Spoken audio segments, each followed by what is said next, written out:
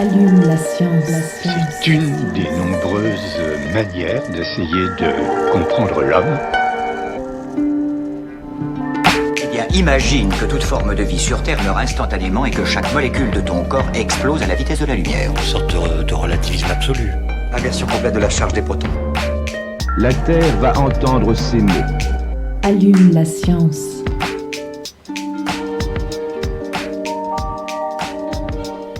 Bonjour et bienvenue à tous et toutes dans Allume la science, l'émission qui vous branche chaque semaine sur l'actualité des laboratoires de l'Université de Montpellier et de ses partenaires. Pour parler du sujet d'aujourd'hui, je vais m'autoriser un petit récit personnel qui commence il y a 4 ans. Ma voisine, que j'appellerai ici Rosa, vient d'être hospitalisée en raison des suites d'un diabète qu'elle avait eu à tous et sans doute à elle-même. Rosa a 60 ans, sa tension a crevé le plafond, elle est en insuffisance rénale sévère et devra désormais faire 3 dialyses par semaine. Dans son appartement, sa maniaquerie légendaire a fait place à un capharnaüm pas très net. Résultat combiné d'une cataracte et d'une dépression, toutes deux bien installées. Les jours passent, puis les mois. La dialyse officialise d'une certaine manière la maladie, mais le moral reste bas. Rosa peine à observer son traitement et à adopter de nouvelles habitudes de vie. Bientôt survient un nouveau coup dur, une plaie, et on lui ampute un orteil. La confrontation avec le service diabétologie du CHU et la réalité de l'amputation est une claque pour elle. Ici, beaucoup de patients ont perdu un pied, un mollet, parfois toute la jambe. C'est d'ailleurs le sort qui attend Rosa, qui, à l'heure où je vous parle, est en centre de rééducation où elle apprend à marcher avec sa prothèse. Et le moral va mieux, étrangement. Cette histoire est assez banale, c'est celle du déni face à une maladie qui progresse lentement et vous laisse croire que vous pourrez continuer à vivre normalement, car c'est bien ce que l'on souhaite tous quand la maladie s'invite, vivre le plus normalement possible. Alors heureusement, les traitements progressent et améliorent toujours un peu plus la qualité de vie des personnes diabétiques. La pompe à insuline a été une première révolution et aujourd'hui, les systèmes automatisés d'administration d'insuline. Notre invité co-signe une étude sur les impacts psychosociaux d'un de ces systèmes automatisés d'administration d'insuline comparé à une thérapie par pompe à insuline. On va en parler aujourd'hui. Éric Renard, bonjour. Bonjour. Bienvenue dans Allume la science. Alors, vous êtes le chef du département endocrinologie et diabétologie au CHU de Montpellier, c'est bien ça ? C'est ça. Merci d'avoir accepté notre invitation. À mes côtés, comme chaque semaine pour mener cette interview, Aline Perriot. Bonjour Lucie, bonjour tout le monde. Bonjour Aline. En deuxième partie d'émission, nous rediffusons un reportage sur Colibri, le système d'assistance circulatoire extracorporelle le plus léger au monde, et c'est au CHU, cette fois-ci encore. Enfin, pour terminer cette émission, nous vous proposons de redécouvrir LUMLU, la version audio du magazine LUM. Allume la science, vous avez le programme, c'est parti. Chargement de l'engin terminé. Nous sommes à 0 moins 60 secondes. 59, 58, 57, 56... Alors, pour bien comprendre ce dont on va parler, c'est-à-dire les bienfaits psychosociaux des systèmes automatisés d'administration d'insuline, on va commencer par parler du diabète. Cette maladie, il en existe 2 types, le type 1 et le type 2. Est-ce que vous pouvez nous expliquer assez rapidement cette pathologie ? Oui, donc le diabète, en fait, c'est un excès de sucre dans le sang. Donc c'est une maladie qui est très fréquente, puisqu'on estime qu'il y a à peu près 5 millions de personnes en France qui sont affectées d'un diabète. Alors, la plupart sont affectés du diabète de type 2. 92% des gens ont un diabète de type 2. Donc c'est un diabète qui survient, qui se révèle souvent après l'âge de 40 ans, qui s'installe de manière sournoise et progressive, qui ne nécessite pas un traitement par l'insuline au départ et pendant de nombreuses années, jusqu'à ce que le pancréas ne soit plus capable de sécréter de l'insuline, et dans ce cas-là, ça devient un diabète insulino-traité. Deuxième type de diabète, c'est le diabète de type 1, qui lui est une maladie auto-immune, qui survient pour 1/3 des cas à peu près avant l'âge de 20 ans, donc chez les enfants ou les adolescents, et pour 2/3 des cas à l'âge adulte, plus tardivement. Alors là, c'est un diabète où on a une destruction complète des cellules qui fabriquent l'insuline, donc au niveau du pancréas. Et donc, ça veut dire que la vie dépend de l'administration d'insuline. Sans insuline, avant 1922, avant qu'on découvre l'insuline, les gens décédaient de leur diabète parce qu'il n'y avait pas de traitement pour les soigner. Et alors, on a aussi, encore, comme le disait Lucie, des fois à l'image des personnes diabétiques qui devaient se piquer après avoir mesuré leur glycémie pour se faire eux-mêmes leur injection d'insuline. Est-ce que c'est des situations qui arrivent encore, ou est-ce que désormais tous les patients ont une pompe insuline ou un équivalent ?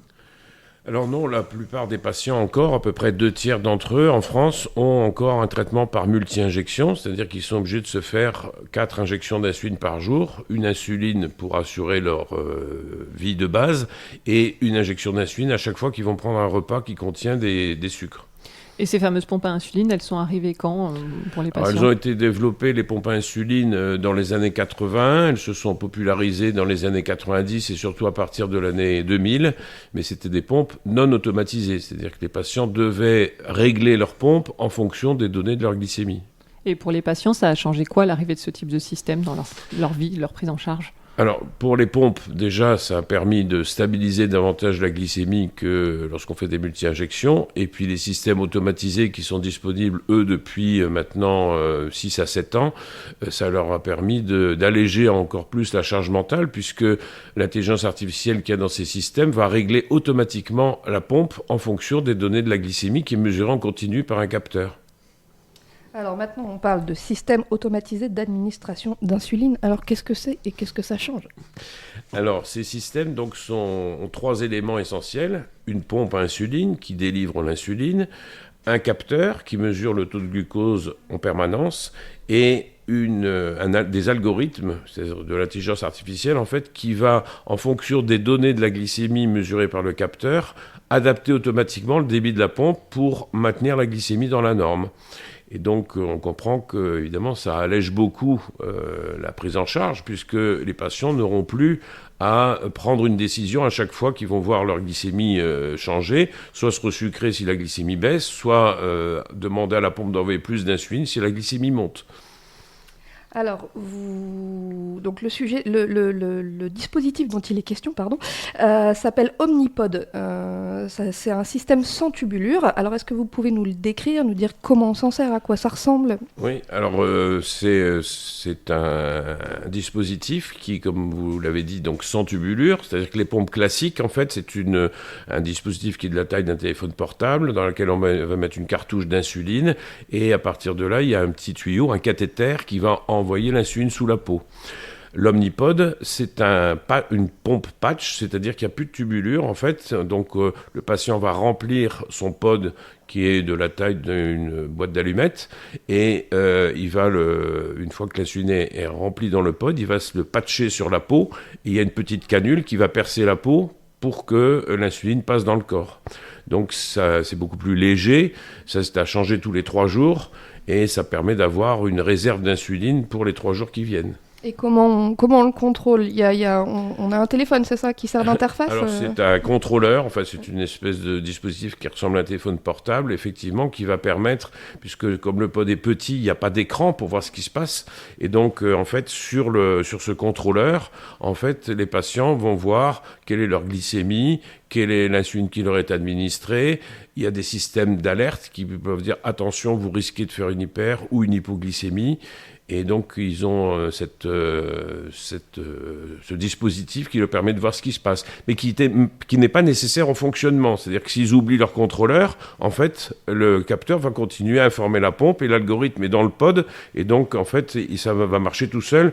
Le contrôleur ne sert que pour voir ce qui se passe et puis pour donner des informations au système. Par exemple, quand ils vont prendre un repas, ils vont prévenir, ils vont dire attention, je vais prendre un repas. Comme ça, l'algorithme sait en fait qu'il va y avoir besoin de plus d'insuline. Si on fait une activité physique, ils vont l'informer aussi. Ils vont dire attention, je vais aller faire du sport dans 1 heure. Et donc à ce moment-là, automatiquement, l'algorithme va viser une glycémie un peu plus haute pour pas qu'il fasse de malaise hypoglycémique à l'effort. Alors vous nous faisiez remarquer juste avant de rentrer en studio que c'est un dispositif qui était permis grâce à l'IA. On en parle beaucoup pour les menaces liées à l'IA. Il y a aussi de nombreux bienfaits. Absolument, c'est une application très positive de l'IA. Alors, votre étude, elle porte plus spécifiquement sur l'amélioration, on l'a évoqué, du bien-être psychosocial, qui est permis par ces dispositifs, et qui est une dimension cruciale de la prise en charge du diabète. Comment cette maladie, elle va impacter la qualité de vie des patients, et pourquoi c'est important de la mesurer, cette qualité de vie ? C'est-à-dire que quand on est diabétique traité par l'insuline, en fait, on est en permanence dans le souci de ne pas faire un malaise hypoglycémique qui peut être grave, avec une perte de connaissance et qui va faire intervenir le SAMU, etc. Ou une hyperglycémie qui va être à l'origine des complications dont Madame Rosa, là, dont vous avez parlé, effectivement, si elle a perdu ses reins, c'est parce qu'elle était trop souvent en hyperglycémie. Parce qu'il n'y avait pas d'observance, effectivement, du traitement. Ouais. Et donc, effectivement, quand on est diabétique, on craint l'immédiat, c'est-à-dire de faire un malaise, mais aussi on craint le futur de faire des complications rénales, cardiaques, rétiniennes. Donc c'est une préoccupation permanente. dans l'immédiat, mais aussi dans l'avenir. Et cette fameuse observance qu'on a évoquée, en fait, ça les libère, les patients, de cette question-là du traitement? C'est plus eux qui la gèrent avec ces systèmes? C'est-à-dire qu'on diminue la charge mentale dans la prise en charge de la maladie. C'est-à-dire qu'ils n'ont plus à penser en permanence à leur diabète. Quand ils vont partir à la plage, par exemple, ils n'ont pas à dire est-ce que je n'ai pas risque de faire une hypoglycémie? Et si je mange un sandwich sur la plage, est-ce que je ne vais pas faire une hyperglycémie? Et donc, s'ils doivent faire face à ça, il faut qu'ils prennent avec eux leur stylo injecteur d'insuline, alors que quand il y a un système automatisé, il suffit d'informer le système qu'ils vont manger un sandwich et le système va envoyer plus d'insuline. S'ils veulent rien faire d'autre que se dorer la pilule sur la plage, ils n'ont rien à faire du tout, le système va tout régler. Donc ils n'auront pas la crainte de faire un malaise hypoglycémique en plein milieu de la plage. Alors, on va rentrer un peu dans le détail de votre étude. C'est une étude randomisée, donc elle compare 2 groupes, c'est ça? C'est ça. Donc, en fait, on a inclus des patients qui étaient diabétiques, type 1, traités par pompe à insuline et un capteur, mais qui devaient régler leur pompe de manière manuelle et permanente. Et donc, on a tiré au sort, c'est ce qu'on appelle la randomisation, pendant 13 semaines. Donc, il y a un groupe, la moitié, en fait, qui va utiliser le système automatique, et l'autre moitié qui utilise le système non automatique. Et donc, le but de l'étude, c'est de voir quels sont les bénéfices obtenus sur le contrôle glycémique et puis sur la qualité de vie, le bien-être, quand on passe au système automatique. Alors, vous avez fait ça, donc vous l'avez dit, sur 13 semaines, un groupe d'une centaine de personnes, moitié américains, moitié français, et il fallait qu'ils aient une bonne maîtrise, entre guillemets, de leur diabète, c'est ça? Oui, c'est-à-dire qu'effectivement, on a choisi des personnes qui étaient déjà assez impliquées dans la prise en charge de leur diabète, qui n'étaient pas optimaux, mais en fait qui étaient intéressés par rechercher le meilleur équilibre. Pour cette étude, c'est vrai que comme c'était la première fois, on prenait des patients qui étaient fiables, je dirais, et intéressés, motivés. Mais au-delà de cette étude, maintenant, on l'a mis en place chez des personnes qui étaient beaucoup moins impliquées et qui ont été transformées aussi par cette technologie parce que eux qui étaient peu intéressés par leur maladie se sont mis à être très intéressés justement parce qu'ils étaient libérés du poids de la prise en charge. Alors, il y a plusieurs critères qui ont été pris en compte pour mesurer les bénéfices psychosociaux de ces dispositifs, à commencer par la perception de la qualité de vie. Est-ce que c'est quelque chose qui se mesure de la même manière en Europe et aux États-Unis ? Alors, les questionnaires qui évaluent la qualité de vie, oui, sont validés internationalement. Donc, ils ont été... Alors, pour les construire, en fait, ça se fait en partenariat avec des patients, avec des groupes de patients. Ils sont propres au diabète, c'est des patients diabétiques? Voilà, c'est ça. C'est des questionnaires spécifiques pour le diabète. Il y a des questionnaires génériques qui sont valables pour toutes les maladies. Et puis, il y a des questionnaires spécifiques pour le diabète, justement, pour essayer de voir quelles sont les dimensions de la maladie sur la vie quotidienne. Et ces questionnaires sont validés dans toutes les langues. Et en l'occurrence, pour cette étude, en anglais pour les Américains, en français pour les Français. Alors, pour le premier questionnaire, donc, il portait sur la qualité de vie donc, liée à la santé. Vous les avez questionnés sur la mobilité, les soins personnels, les activités habituelles, la douleur et l'inconfort, et la dépression et l'anxiété. Pour chaque item, ils pouvaient s'auto-évaluer, donc absence de problème, problème modéré, problème important. Qu'est-ce que vous avez constaté? Il y a une différence avec votre dispositif? Oui, c'est pas mon dispositif, mais... oui, celui auquel vous avez contribué. Alors oui, c'est ce qui est très particulier à cette étude, c'est que les autres systèmes automatisés, très souvent, démontrent une amélioration du contrôle glycémique comme avec celui qu'on a testé. Mais par contre, on ne voit pas de différence sur la qualité de vie, sur la tendance dépressive, sur la détresse liée à la maladie. Et là, dans cette étude, tous les index de mesure de la qualité de vie ont été positifs. Donc, ce qui est très particulier à cette étude, et sans doute à ce dispositif qui est beaucoup plus léger que les autres, c'est que les patients ont tous, de manière significative, montré que ils allaient mieux, ils pensaient moins à leur diabète, ils dormaient mieux, dans leur vie quotidienne, en fait, le diabète avait pris un poids beaucoup moins lourd que classiquement. Alors, vous avez également mesuré l'impact perçu du diabète sur la santé physique, les finances, les relations amicales et familiales, les loisirs, le travail, les études, le bien-être émotionnel, toujours à travers un questionnaire qui proposait cette fois 7 niveaux de réponse, allant d'impact très négatif à impact très positif. Là aussi, est-ce que vous avez constaté une différence entre les dispositifs classiques et l'Omnipod ? Oui, c'est-à-dire que en fait, dans cette étude, en fait, tous les index, tous les questionnaires de qualité de vie, quelle que soit leur dimension que vous avez abordée, en fait, ont été positifs avec le système automatisé, c'est-à-dire sur toutes les dimensions testées, alors avec des nuances plus ou moins marquées, mais à chaque fois, c'était mieux lorsqu'ils utilisaient un système automatisé. Et vous parlez notamment du sommeil. Le sommeil, c'est quelque chose qui est fortement dégradé par la maladie, par le diabète. Alors, pour les patients diabétiques, en fait, leur grande crainte, c'est de faire des hypoglycémies la nuit. D'une part parce qu'ils vont être réveillés, donc ils vont devoir se resucrer, et puis s'ils ne ressentent pas les hypoglycémies, eh bien le risque c'est de faire un malaise grave avec une perte de connaissance, une intervention du SAMU, etc. Et donc le fait d'apporter une quiétude dans le sommeil, c'est quelque chose qui est formidable, déjà parce qu'ils dorment mieux, donc ils seront plus reposés quand ils se réveillent, et puis ils n'ont pas cette crainte quand ils vont dormir, de dire « Ouh là là, qu'est-ce qui va se passer ? Est-ce que je vais passer une bonne nuit ou est-ce que ça va être la catastrophe ?» Alors, vous avez dû aussi évaluer par les patients la facilité d'utilisation du système. Quel retour vous en avez ? Est-ce qu'ils ont trouvé ça simple ? Est-ce qu'ils ont trouvé ça intuitif et fiable ? Alors, fiable, oui, puisque les résultats sont là. Il n'y a pas eu de malaise grave, il n'y a pas eu de choses inquiétantes. Efficace, oui, parce qu'ils ont vu leurs résultats glycémiques qui étaient meilleurs que d'habitude, quand ils n'avaient pas le système automatisé.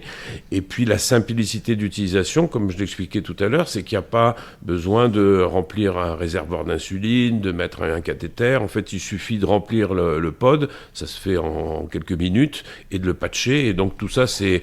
dans la gestion du traitement, c'est beaucoup plus simple. Alors le dernier questionnaire que vous avez utilisé, c'est le questionnaire Inspire. Alors là, il y a 22 items et le but est de recueillir les perceptions et les expériences relatives au fonctionnement psychosocial et à la qualité de vie avec donc ces systèmes d'aide à la personne.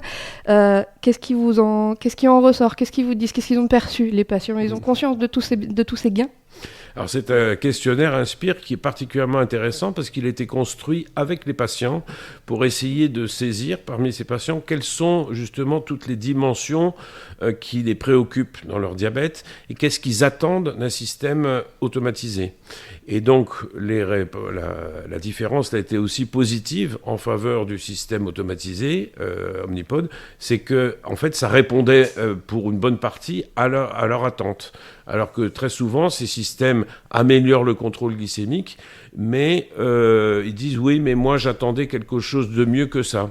Et là, avec ce système-là, eh bien, significativement, ils disent « oui, mais là, en fait, au-delà du meilleur contrôle glycémique, ça m'a changé ma vie, ça m'a restauré une forme d'insouciance que j'avais perdue à cause de la maladie ». Et est-ce qu'on sait, en France et à l'étranger, peut-être quelle proportion de patients diabétiques ont recours à une pompe à insuline classique par rapport à ceux qui ont un Omnipod ? Alors, actuellement, on est dans la vague Omnipod. C'est-à-dire que depuis que ce système est sorti, il y a à peu près 80% des gens qui mettent un système de pompe automatisée, qui choisissent ce système-là.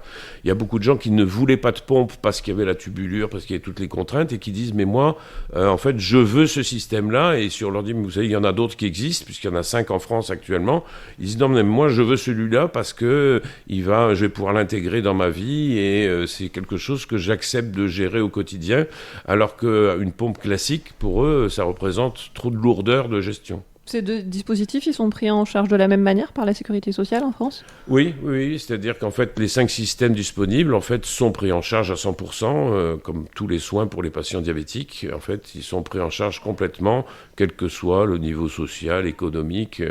On a la chance en France d'avoir un système social qui ne fait pas de frontières selon le niveau socio-économique des gens. Et on a dit au début de l'interview qu'il concernait pour l'instant les personnes diabétiques de type 1. Est-ce qu'on pourrait envisager une ouverture au diabète de type 2 ? Alors, comme je le disais en début, en fait, il y a des types 2 qui nécessitent aussi des multi-injections d'insuline. Pas au début, mais en général au bout de quelques années, en moyenne une dizaine d'années. Effectivement, vu les bénéfices obtenus chez les types 1, il n'y a pas de raison que les types 2 qui sont sous le même traitement ne puissent pas avoir accès à ces thérapeutiques. Là aussi, il faudra faire des études pour le démontrer, évaluer le bénéfice sur le plan du contrôle glycémique et puis le bénéfice sur la qualité de vie, de la même façon qu'on a fait pour les types 1. Eh bien, je vous remercie beaucoup, Eric Renard, c'était passionnant. Avec plaisir. On va passer maintenant à notre reportage, Aline. Oui, alors nous restons dans le domaine de la santé et au CHU de Montpellier en rediffusant un reportage consacré au système d'assistance circulatoire extracorporelle le plus léger au monde, le bien nommé Colibri, que nous présente le docteur Philippe Godard au service d'anesthésie et réanimation de l'hôpital Arnaud de Villeneuve.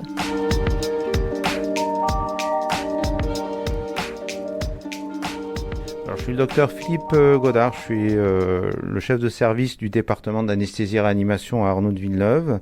On est dans le centre de recours régional des assistances circulatoires pour les patients en choc cardiogénique ou en arrêt cardiaque réfractaire.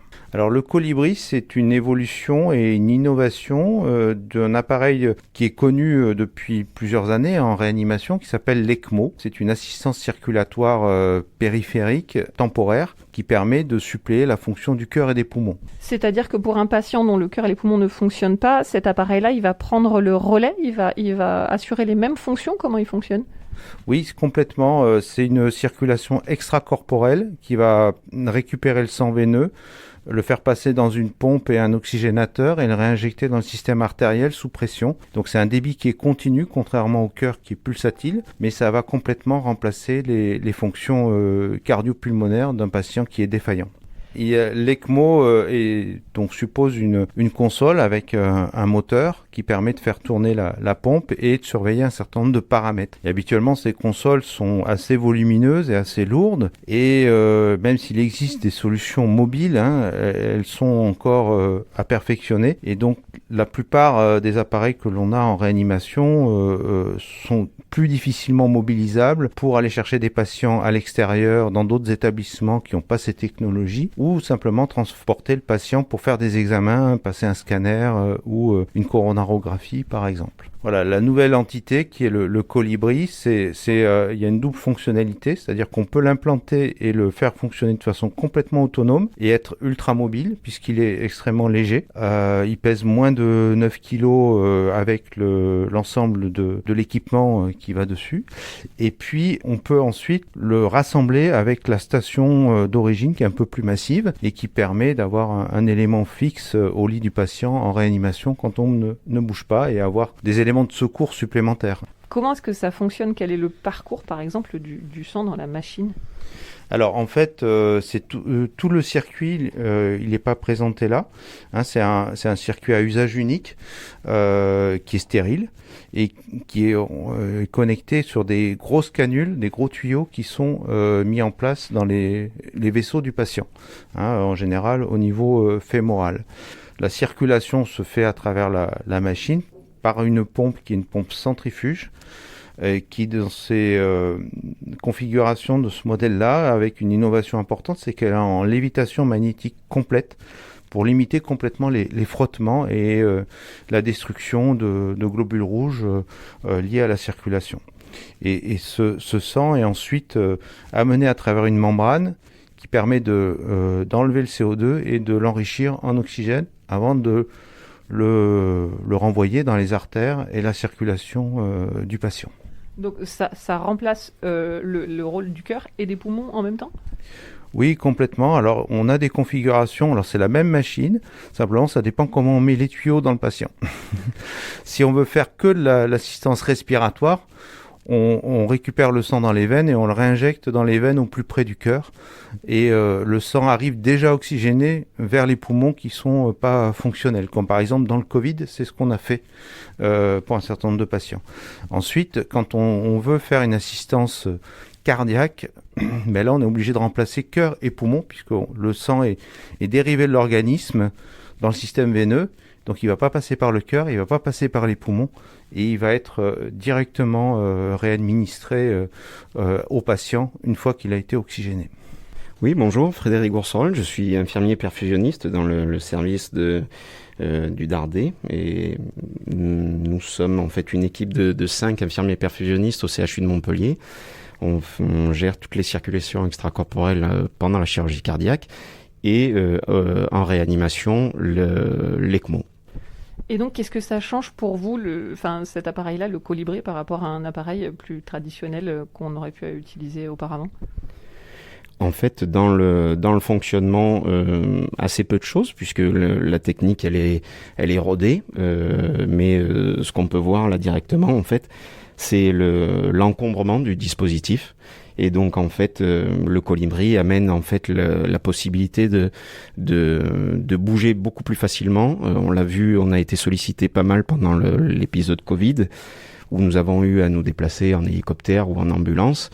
Et vous voyez l'encombrement de l'ancienne machine par rapport à la nouvelle.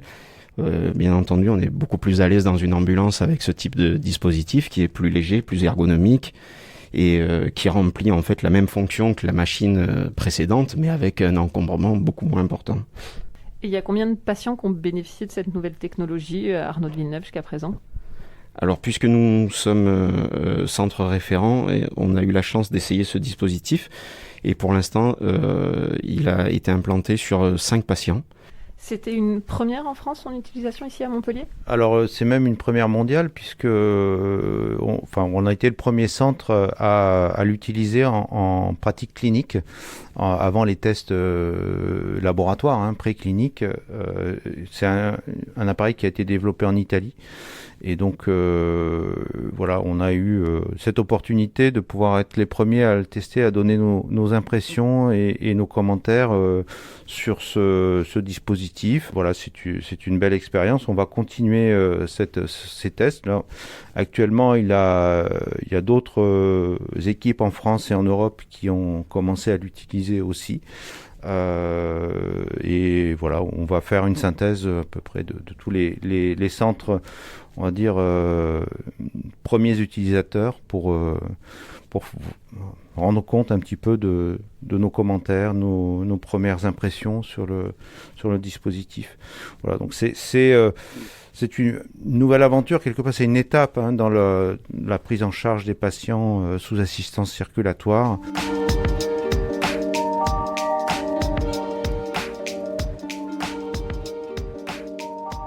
Merci beaucoup. Et pour terminer cette émission, je vous propose de vous lire une petite histoire. Elle vous parle d'Afrique, elle sent bon la géosmine. Suivez-moi sur la route des éléphants. Sur la route des éléphants. Et si la mémoire n'était finalement pas l'attribut le plus étonnant des éléphants ? Des chercheurs émettent l'hypothèse que les routes migratoires empruntées chaque année par les troupeaux pourraient être déterminées par un odorat exceptionnel, leur permettant de sentir la pluie de très loin.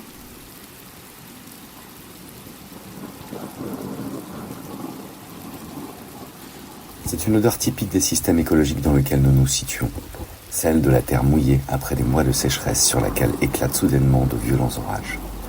Dans ces moments-là, l'odeur est partout, très forte. Nous sommes en Afrique australe, à la frontière du Botswana et du Zimbabwe. Dans le parc national de Hwange, Simon Chamaye-Jam, chercheur au Centre d'écologie fonctionnelle et évolutive, observe depuis presque 20 ans, non pas la pluie, mais les 40 000 éléphants qui peuplent cette aire protégée, grande comme la Belgique. 40 000 éléphants, eux aussi concernés par l'odeur de cette pluie, qui devient vitale quand la grande sécheresse sévit, contraignant, année après année, les matriarches et leurs troupeaux à reprendre la route en quête de cette eau si précieuse. Une grande migration, toujours auréolée du mystère dans laquelle elle s'ancre, la mémoire des éléphants. Pour tenter de documenter ce phénomène, les chercheurs, en collaboration avec l'Institution des parcs nationaux zimbabwéens, équipent depuis 2009 des éléphants avec des colliers GPS afin de les suivre pendant 2 ou 3 ans. Grâce à ce dispositif, ils ont pu suivre pour la première fois les routes migratoires de ces géants, traçant parfois des lignes droites sur plus de 250 km. Ils ont également découvert que certains groupes d'éléphants ne migraient pas du tout. Mais surtout, ils ont pu confirmer que les matriarches reproduisent les routes qui leur ont été transmises par leur mère, tout en s'ajustant aux conditions actuelles quand les points d'eau habituels sont asséchés. Enrichissant probablement ainsi une mémoire qui pourra être mobilisée lorsqu'une nouvelle sécheresse se présentera. Une observation qui vient donc confirmer l'existence de cette légendaire mémoire d'éléphant, mais qui n'exclut pas pour autant la possibilité d'une autre explication. Celle d'un odorat éléphantesque, capable de détecter la pluie à des dizaines de kilomètres, voire davantage. Cette odeur de terre mouillée, si caractéristique, est un cocktail de plusieurs molécules dont la géosmine, que l'on peut reproduire synthétiquement. Nous avons donc réalisé des expériences sur des éléphants apprivoisés pour voir s'ils pouvaient sentir et identifier cette molécule. Et la réponse est Oui.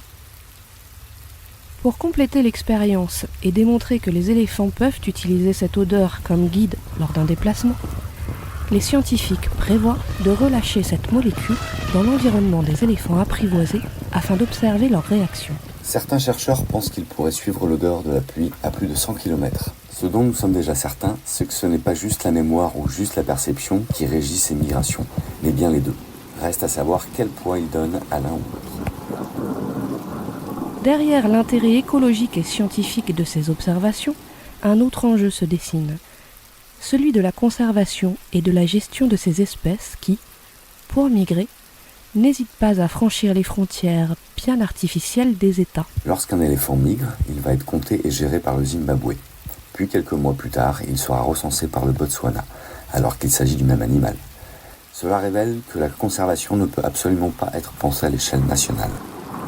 Pour mieux gérer ces importantes populations d'éléphants, une immense zone de conservation transnationale appelée CASA, et incluant notamment le parc de Hwange, a été créée entre le Botswana, le Zimbabwe, l'Angola, la Namibie et la Zambie. L'objectif ?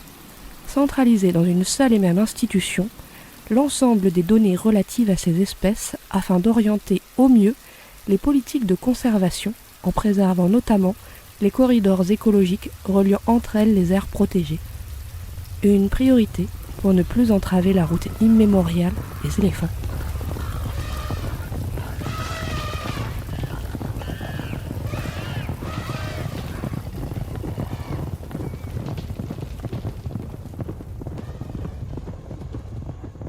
Pour un atlas mondial des migrations. Partout sur la planète, des animaux migrent. Si les migrations des gnous du Serengeti sont devenues célèbres par les masses qu'elles déplacent, d'autres se sont faites plus discrètes sous la pression anthropique. Il y a un vrai problème de conservation de ce phénomène parce qu'on a des infrastructures, des routes, des clôtures qui se construisent sur des routes migratoires. Souligne Simon Chamaillé-Jamme. Face à cette menace, une centaine de chercheurs, des ONG de conservation et la Convention sur les espèces migratoires des Nations Unies ont donc lancé en mai dernier le projet d'un grand atlas mondial des migrations des ongulés basé sur des données GPS et sur les savoirs locaux.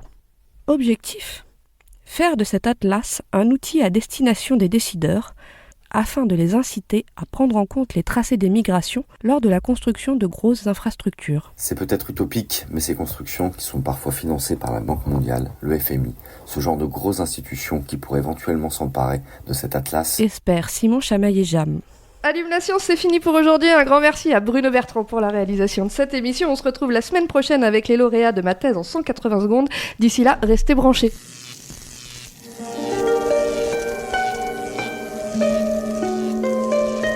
Allume la science.